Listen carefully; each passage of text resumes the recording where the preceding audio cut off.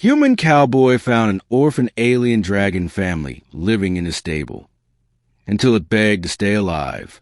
The wind howled over the dry plains of new dust, a frontier world where settlers rode hover horses and slept under two moons. Life was hard here, real hard, but Clint Harlow didn't mind the quiet. His ranch sat alone on the edge of a crater valley, where he raised thick-furred cattle and drank bitter coffee brewed over fire. He wasn't looking for trouble, but trouble came anyway. It started one night when his stable door creaked open on its own. He had just finished feeding the stock when he noticed it. Straw scattered, a broken feed sack, strange black soot across the walls, and a scent in the air like burnt metal and wildflowers. "Coyotes again," he muttered, grabbing his plasma rifle.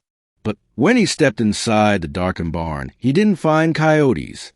He found eyes, bright, glowing violet eyes, watching him from the hayloft. 3 of them. And then something chirped. Not barked, not growled. Chirped. Soft and high, like a songbird whispering in fear. Clint raised his weapon slowly. "Come on out now. Nice and easy." There was movement. And then they dropped down. 3 creatures no bigger than calves. Thin wings. Slick scales that shimmered green to purple. Long tails. Sharp claws.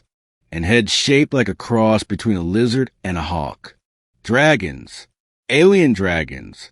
He nearly shot, but didn't. They didn't attack. They didn't growl. Instead, they cowered together in a pile of straw, trembling.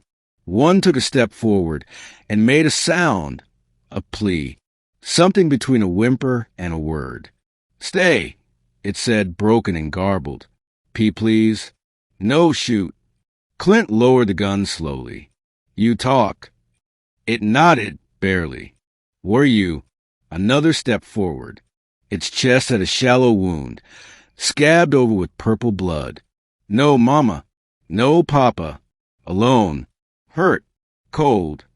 And that's how Clint Harlow, grumpy cowboy of the crater edge, found himself with 3 alien baby dragons living in his stable. He called them Flick, Ember, and Howl. For weeks, he cared for them in secret.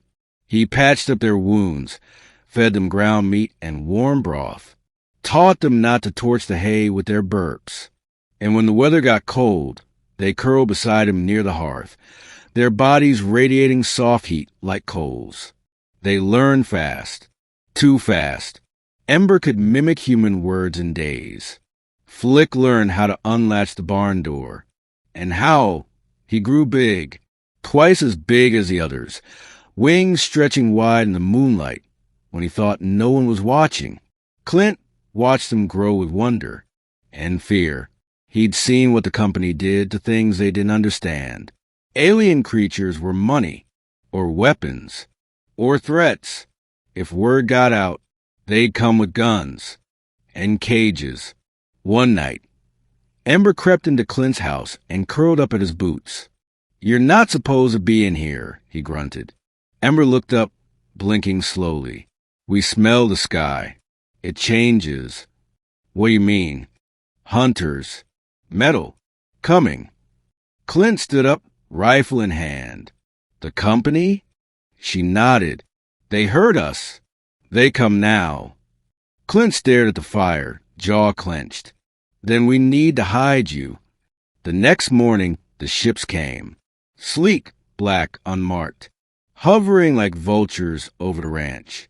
Clint stood on the porch, rifle strapped across his back. A man stepped out. Tall, thin, company suit, glasses that flickered with data. "Clinton Harlow," he said. "You've been flagged for biological activity. High-risk anomaly signatures. You've been harboring anything strange." Clint spat in the dust. "Only thing strange around here is your haircut." The man didn't smile. "We'll be searching the property." Clint stepped forward. "I don't think you will." "You plan to stop us?"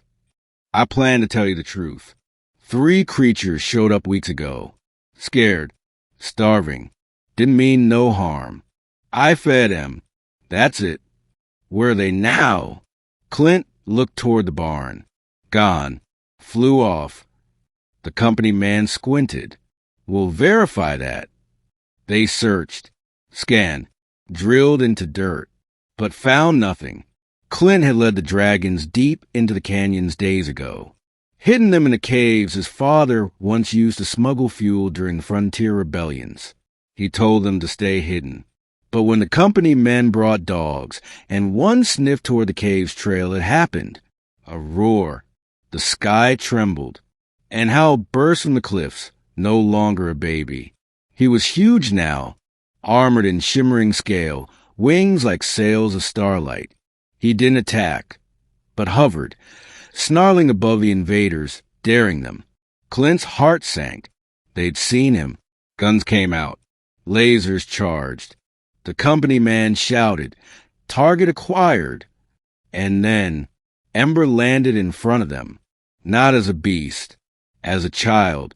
She stood upright, wobbly but proud, and she said in perfect English, "Don't shoot. We don't want to die. Please let us live." Her voice echoed. Even the dogs fell silent. The company men froze, not because of the words, but the tears. Ember cried, not with fire, but with fear. Real, raw. "I lost my mama," she said. "He lost his papa. We only want to stay. Please." Hal lowered himself beside her, shielding her with his wing. Flick peered from behind a rock. Clint walked toward them slowly, eyes burning. "They're not monsters. They're kids. Let him go." For a long moment, silence. And then the company man tapped his earpiece. A voice buzzed. "Orders." The man looked at Ember, then at Hal, then at Clint. He sighed. "Call off the drones. They're not a threat. Not yet." He turned. "We'll be watching, Harlow." Clint nodded. "I'll be here." Weeks later, the company's ships vanished. Quietly, with no official report. And Clint? He built a new stable. But this time, it had a second floor, a warm loft, and a skylight, so they could always see the stars. How Ember and Flick grew tall and strong. They hunted in the wild canyons, returned for dinner, slept beside the fire, and carved stories in stone with their claws. One evening, Ember nuzzled Clint's shoulder. "We want to stay," she whispered. "Forever. Can we?" Clint patted her head. "You already live here, girl." The stars above were endless, but family lived in the stable, and sometimes breathed fire.